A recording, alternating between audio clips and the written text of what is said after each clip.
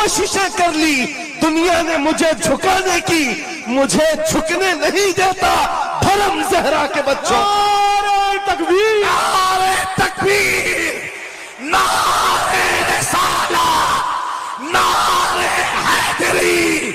अल्लामा मुफ्ती सलमान आसारी, अल्लामा मुफ्ती सलमान आसारी और से सरकार शाहे मीरा, लब्बैक लब्बैक लब्बैक या रसूल अल्लाह, लब्बैक लब्बैक या रसूल अल्लाह, लब्बैक लब्बैक लब्बैक या रसूल अल्लाह। मैं उन चीटरों से कहना चाहता हूं जो अपने जमात में बैठकर गद्दारी करते हो, अगर तुम्हें अहले बैत के चेहरों पर भी निफाक है, इनकी मोहब्बत में तुम्हारे अंदर बुग़्ज़ है, तो फिर अपनी आखिरत का सोचो, अपनी आखिरत का सोचो। किसके पास जाओगे, किसके पास जाओगे? आपको पता है उमर इब्ने खत्ताब व अमीरुल मोमिनीन, जिसके रौब से कैसर और किसरा कांपते थे, हजारों नहीं लाखों का लश्कर एक नाम से थर्राता था, लेकिन वही वक्त का खलीफा अमीरुल मोमिनीन उमर इब्ने खत्ताब जिस वक्त मिंबर पर खड़े होकर मस्जिद नबवी में खिताब कर रहा है, रसूलुल्लाह का बेटा, हम गरीबों का गमगुसार हुसैन आजम तशरीफ लाते हैं, मस्जिद में आकर मिंबर पर देखा और कहा मेरे बाप के मिंबर से उतर जाओ, अपने बाप के मिंबर पर जाओ। ये किसने कहा? हजरत उमर ने नहीं कहा बच्चा कहां से आ गया। हुजूर के इंतकाल के बाद अहले बैत का सिलसिला खत्म हुआ, फौरन वक्त का खलीफा उतर आता है, अमीरुल मोमिनीन मिंबर से नीचे आ गए, घुटने जमीन पर रखा, घुटने जमीन पर रखा और कहा शहजादे आपने बिल्कुल सच कहा, ये मिंबर आपके बाप का है, यह आपके नाना का है, मेरे बाप का कोई मिंबर नहीं, उमर के पास जो कुछ है वो आपके नाना का है, जो कुछ भी है वो आपके नाना का है। खाते हैं इनके घराने का, भोंकते हैं इनके घराने पर। ये न मिजाजे फारूकी है न ये मिजाजे सिद्दीकी है।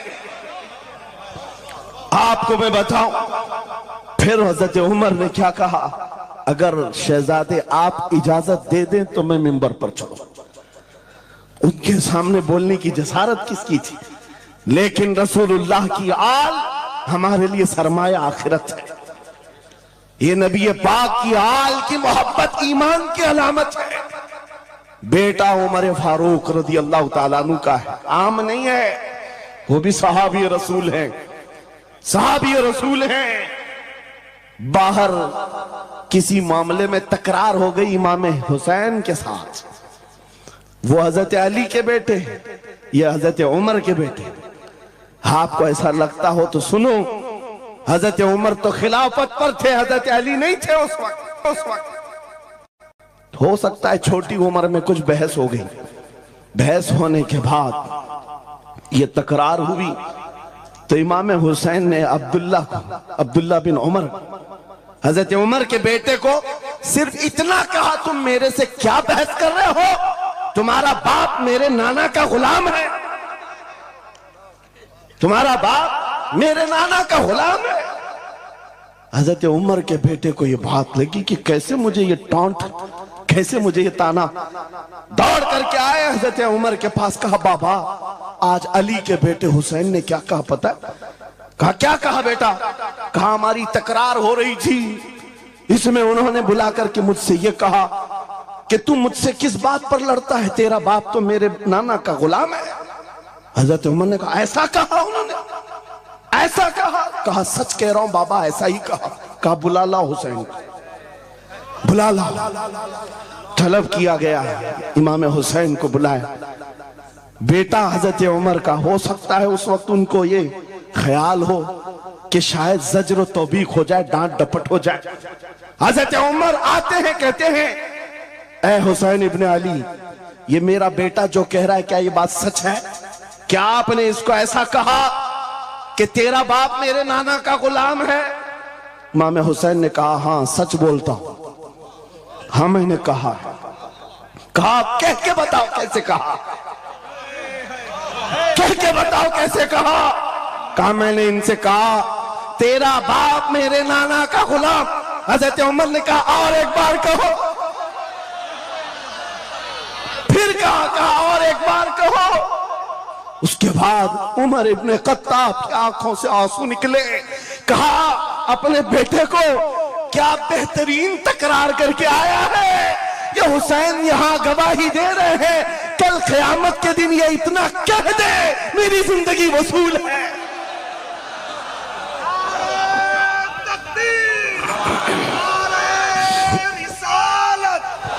हुब्बे आले मोहम्मद, हुब्बे आले मोहम्मद, नारे तकबीर, नारे रिसालत। सच बता रहा हूं, डॉक्टर साहब यहां आकर के अभी जो लंगर की कैफियत बता रहे थे और उनके पढ़ने से पहले मैं भी लंगर खा के आया।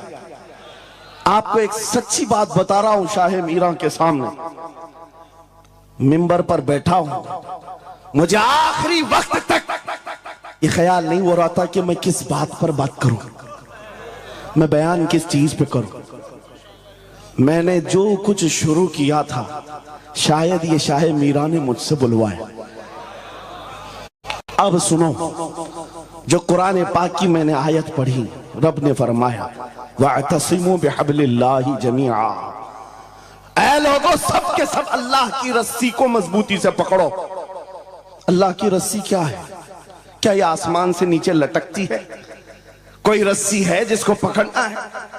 मुफस्सिरीन से पूछो, कुरान की तफसीर करने वाले कहते हैं अल्लाह की रस्सी मुहम्मदुर रसूलुल्लाह है और उनकी अहले बैत है।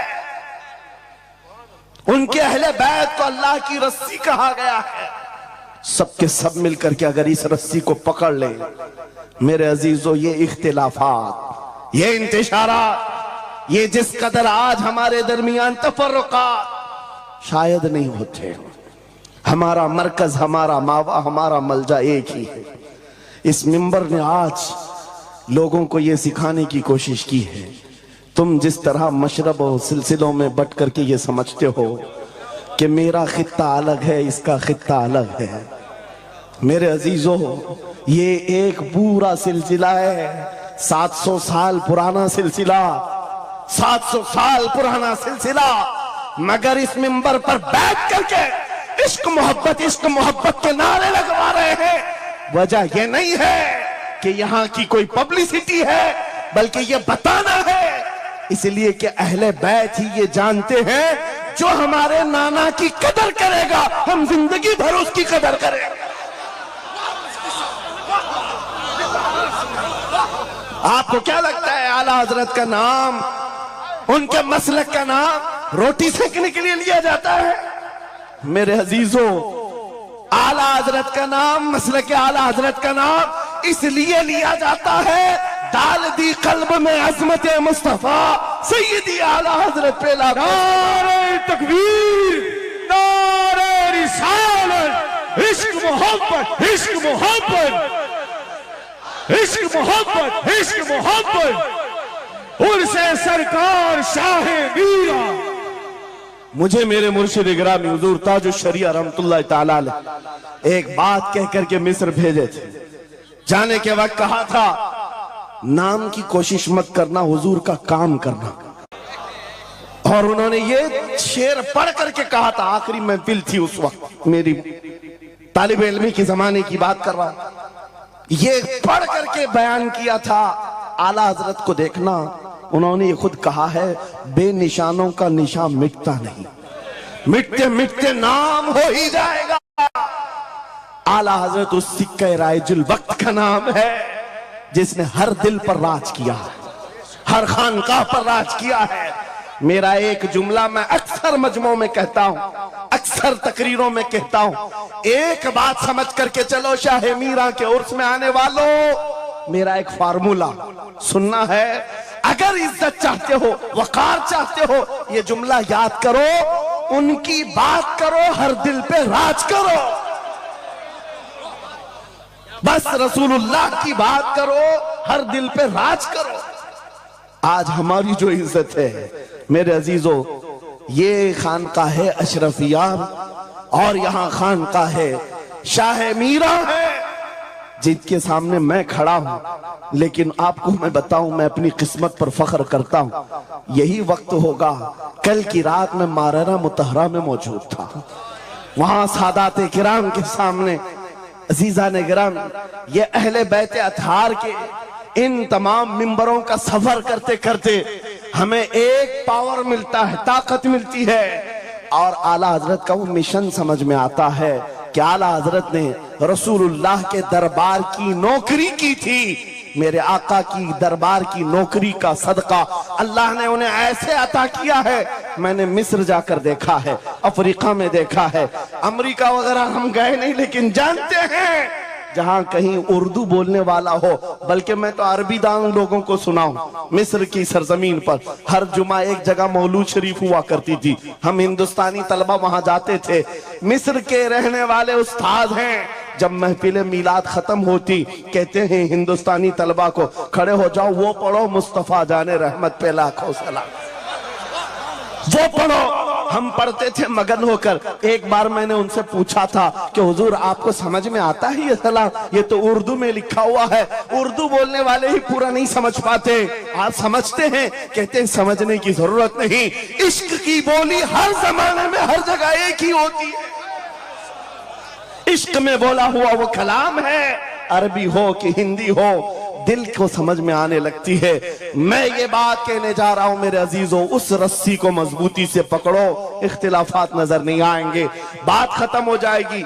आज से 2 साल कबल एक कुत्ता यहाँ पर हिंदुस्तान में भौंकता था, खिंजीर का बच्चा जब नबी पाक की शान में भौंकता था, इस फकीर ने उसे ललकारा था। मेरा नाम, मेरी इमेज लोगों के सामने है, मैं वाकया तफसील से नहीं बता रहा हूं, मैं अपनी बात आपके सामने ये रखना चाहता हूं। जिस वक्त उस खबीस मलऊन को पुकारा, आपको पता है हम तो एक छोटे से इलाके से उसको पुकारे थे, लेकिन निशाना सटीक जाकर लगा और उसके बाद कुत्ता बिलबिलाया भी, मैदान में आने की बार बार कोशिश करता रहा, लेकिन अब तक वजूद नहीं है। लेकिन उसके बाद मैंने देखा है, महीना 2 महीना 3 महीने गुजरे होंगे, हर मुल्क से, अफ्रीका से, ऑस्ट्रेलिया से, न्यूजीलैंड से, अमेरिका से, हर जगह से लोगों ने मुझे मैसेज भी किए, खुतूत अरसाल किए, वहां से रिसाले भेजे और दादो तहसीन के साथ दुआएं दी।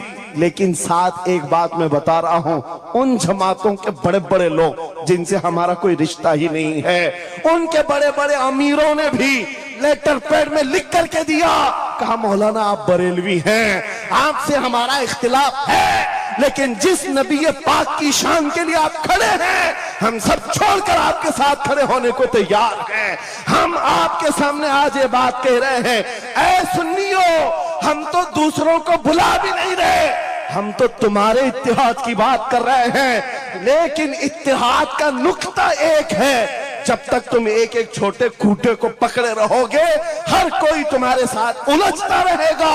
उस अजीम दरख्त को पकड़ लो जिसकी जड़ें तहतुस्सरा में है, जिसकी शाखें औजे सुरैया पर है, और वो मोहम्मदुर रसूलुल्लाह की जात। उस नाम को मजबूती से पकड़ो जिसको इकबाल ने क्या बेहतरीन अंदाज में बताया, आबरूए मां ज़नामे मुस्तफास्त, हम सबकी इज्जत आबरू मुस्तफा के नाम से। अगर ये बात पर इत्तिफाक हो जाए, सारी चीजें भूल जाओगे, सारी चीजें भूल जाओगे। मेरे अजीजों, आज मुझे इस बात पर कोई भी आपत्ति नहीं, जरा बराबर भी झिझक नहीं। हो सकता है कुछ लोगों को ऐसा लग रहा हो कि डरे सहमे स्टेज पर आए होंगे, यहाँ पर बड़े बड़े खानकाह अशरफिया के सादात मौजूद हैं, उनसे हम ये बात खुल करके कहते हैं। मेरे अजीजों, हम डरे सहमे स्टेजों पर जाने वालों में से नहीं हैं, जहां जा रहे हैं खुल करके जाते हैं, और ये बात देख करके जाते हैं, जहां मेरे नबी की अजमत बोली जाएगी वहां हम अपनी गर्दनें झुका कर जाएंगे। सर्दियां शुरू हो चुकी हैं, लेकिन जो लोग रोडों पर रह रहे हैं, जिनका इस दुनिया में कोई नहीं, यहाँ पर मिशन आला हजरत को तरवीज दिया जा रहा है। आला हजरत का वही तो मिशन था। क्या मिशन था आला हजरत का? जो आपने अपनी जिंदगी भर दिया है, अपने दिल का है उन्हीं से आराम, सौंप हैं उन्हीं को सबका। लौ लगी है कि उस दर के गुलाम चारे दर्द रजा करते हैं। आला हज़रत फाजिल बरेलवी का वो मिशन यहां से दिया जा रहा है। मैं यहां से एक मजबूत मैसेज देना चाहता हूं। हमारे सारे सिलसिले ये हमारी अजमत के लिए, हमारी जीनत के लिए, लेकिन सारे सिलसिलों की इंतहा मदीना तैयबा है। सारे सिलसिलों की इंतहा मदीना तैयबा है। तुम्हारा पीर जितना भी बड़ा हो, देखने में बहुत बड़ा भी दिखता हो, लंबा चौड़ा जुब्बा पहनता हो, बड़ा अमामा भी पहनता हो, सब कुछ हो, लेकिन अगर नबी का वफादार नहीं तो वो कुत्ते से जलील है। पीर नहीं है, वो कुत्ते से जलील है। और अगर तुम्हारा पीर पैबंद लगे, कपड़े उलझे भाल में है, लेकिन उसके सामने बैठो तो नबी की याद आने लगे, ये सिलसिला हक्का की अलामत है। हुजूर पाक सल्लल्लाहु तआला अलैहि वसल्लम हमारा महवर है, मेयार है। तुम जहां कहीं जाकर के आओ, घूम करके आओ, इस बात पर तुम्हें आज जमा होना चाहिए, इस बात पर जमा होना चाहिए। हुजूर पाक सल्लल्लाहु अलैहि वसल्लम की अजमत बोलो, हर दिल पर राज करो। आज सदियां बीत गई, एक कलाम सबको याद है। अभी मैं आपको बताऊं, 2 साल पहले किस कुत्ते ने क्या भौंका हुजूर की शान में, लोग भूल गए। हो सकता है, और भूलना भी चाहिए, याद रखने की चीज ही नहीं। आपको तो थोड़ा बहुत याद होगा, दिल्ली से भौंकता था, कोई लखनऊ से भौंकता था, नबी की शान में गुस्ताखी करता था। ये तो तुम्हारे जमाने की बात कह रहा हूं, 2 साल में भूल गए। लेकिन 1400 साल पहले आशिक़ रसूल ने कहा था, वह अहसनु मिन कलम तरक़त्तु आइनी व अजमलु मिन कलम तलिदिन निसाउ खुलिक़्त मुबर्रअन मिन कुल्लि आइबिन कअन्नक क़द खुलिक़्त कमा तशाउ। हस्सान बिन साबित रसूलुल्लाह के सहाबी हैं, हुजूर को देखकर कहा था, आपसे ज्यादा हसीन मेरी आंखों ने देखा नहीं, आपसे ज्यादा खूबसूरत किसी माँ ने जना नहीं। ये कलाम आज भी गूंजता है, हर एक को पता है। पता ये चला, नबी की अजमत बोलने वाला हमेशा जिंदा रहता है और भौंकने वाला मौसम के कीड़ों की तरह गायब होता है, खत्म हो जाता है। इसलिए कौन सी जिंदगी चाहिए, देख लो। आपके सामने मिसालें हैं, इसलिए मैं जिक्र करता हूं, वरना मैं अपने ये मुकद्दस स्टेज गलीज लोगों के जिक्र से नापाक भी नहीं करना चाहता, किसी के नाम लेकर के, वरना डर की बात नहीं, डर से नहीं। आपको पता है, एक राफजी कुत्ता दीन बदल कर निकला था लखनऊ से, धर्म परिवर्तन और मीडिया की सुर्खियां बटोरने के लिए, हॉट कुर्सी पर जाकर बैठकर, ये सब प्रोपेगेंडा है। उनको ये लगता था कि खलबली मच जाएगी 30 करोड़ मुसलमानों।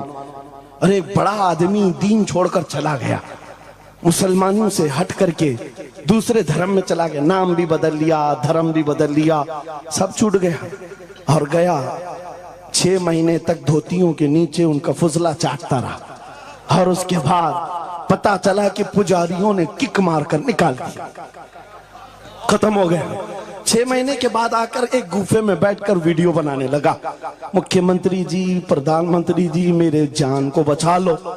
6 महीने में ही तुम्हारा यह हशर हो गया। धोबी का कुत्ता, ना घर का ना घाट का। 100 साल पहले आला हजरत ने यह फरमाया था, या रसूल अल्लाह, जो तेरे दर से यार फिरते हैं, दर बदर यूं ही खार फिरते